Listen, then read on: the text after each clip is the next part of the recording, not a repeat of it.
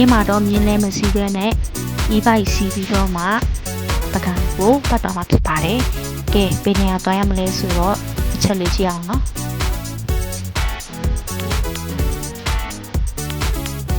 e-bike နဲ့သွားရတဲ့ခံစားချက်ဘယ်လိုပြောမလဲဆိုတော့မြေပုံလေးတစ်ခုရှိတာနဲ့စင်ပြေရောနော်ဖះနာမည်ရဲ့မြေပုံရဲ့အလားကွာသွားချင်တဲ့ဖះကိုမြေပုံထဲကြည့်ပြီးတော့ဖားတပါတယ်e-bike နဲ့ပတ်သွားတာကပတ်စံအကုန်ချတက်တာတယ်သူတရက်ကုန်မှတနေ့ကုန်စီးမှသူက12000ပဲတစီးကို12000ပေါ့နော်ဒါပေမဲ့ပထမရက်မှာတော့ e-bike လုံးဝမစီးပါနဲ့ဘာလို့လဲဆိုတော့ e-bike စီးကလမ်းမသိပဲနဲ့ခရီးမပေါက်ဖြစ်တော့တတ်တယ်ပေါ့နော်ပထမရက်မှာအတိတယောက်ပေါ့နော်ပကံဟိုတော့ဝဲဖြစ်ဖြစ်မြင်လဲပဲဖြစ်ဖြစ်တရက်အရင်နေပြီးတော့မှနောက်ရက်တွေမှာ e-bike နဲ့ပတ်စီတာလို့ကြံပြပါပဲ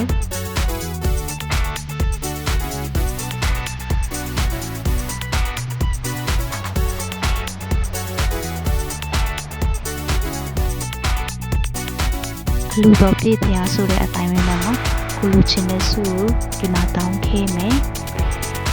ဖျားဖူးတဲ့နေရာလေးရောက်တိုင်းပေါ့နော်အဲ့ဒီဖျားရဲ့တမိုင်းကြောင်းပါတဲ့စာအုပ်တအုပ်ဝယ်ပြီးတော့ဖတ်တယ်ဘာလို့အလူတော်ပြည့်ဖျားလို့ခေါ်လဲဆိုတော့တန်စစ်တာမျိုးလေးမဖြစ်မီစစ်တူကြီးအဖြစ်အနော်ရထားမင်းကြီးထံခတ်ထားနေစဉ်စစ်ထွက်ရန်အမိတ်တော်ချမှတ်လို့လေတန်စစ်သားဟာစစ်တေဘူပါအလုံးအရင်ပြည့်စစ်ထွက်ခဲ့ရာအခုအလူတော်ပြေးဖျားတဲ့ရာကိုမှုအရောက်မှာစိတ်လက်လေးလံချင်းဖျားက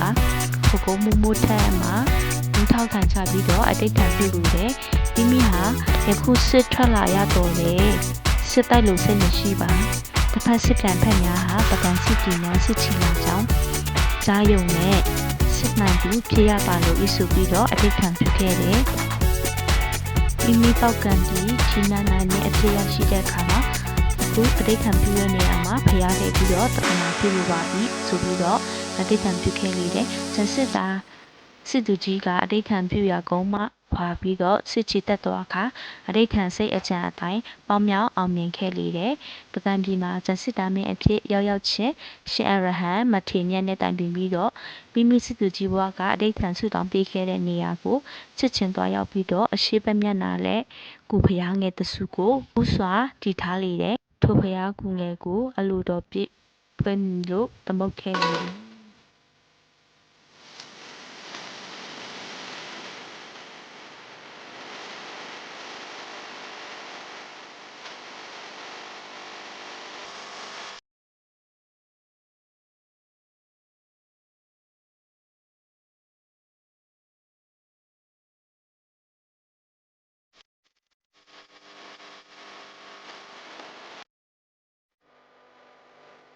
ဖျားရဲ့ပြီးပတ်လည်မှာဆိုရင်လည်းအကျယ်ပေါ့နော်ထိုင်စရာနေရာတွေလည်းအများကြီးရှိတယ်လို့ရှိရင်အေချမ်းနဲ့ဒီဖျားရိတ်ကလေလို့ရှိရင်ဒီအနောက်ဘက်မှာလည်းစီတီတွေအများကြီးရှိတယ်လို့ပြောတယ်ပေါ့နော်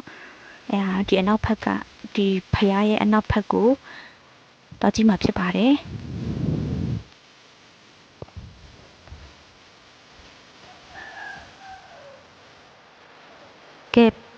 ကဲဒီဖျားရဲ့အနောက်မှာဆိုရင်ဒီလိုမျိုးပေါ့နော်ပကံစီကထူးလေးတွေရှိတယ်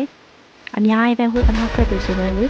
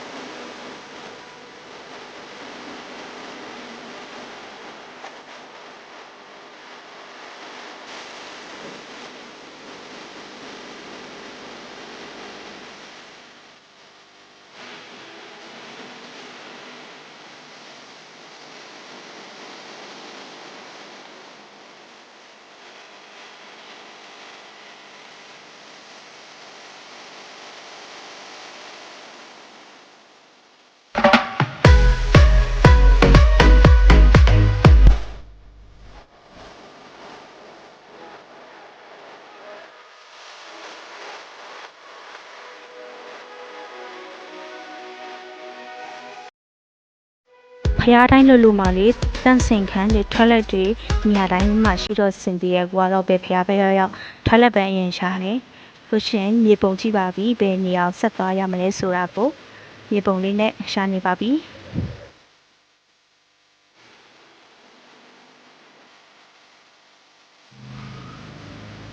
ကဲနောက်ထပ်ဖရားကိုထပ်တော့မှဖြစ်ပါတယ်ခုလိုမျိုးဗီဒီယိုကိုကြည့်ရှုအားပေးကြတဲ့ကျေးဇူးများတင်ပါတယ်နောက်ဗီဒီယိုတစ်ခုမှတွေ့မယ်နော်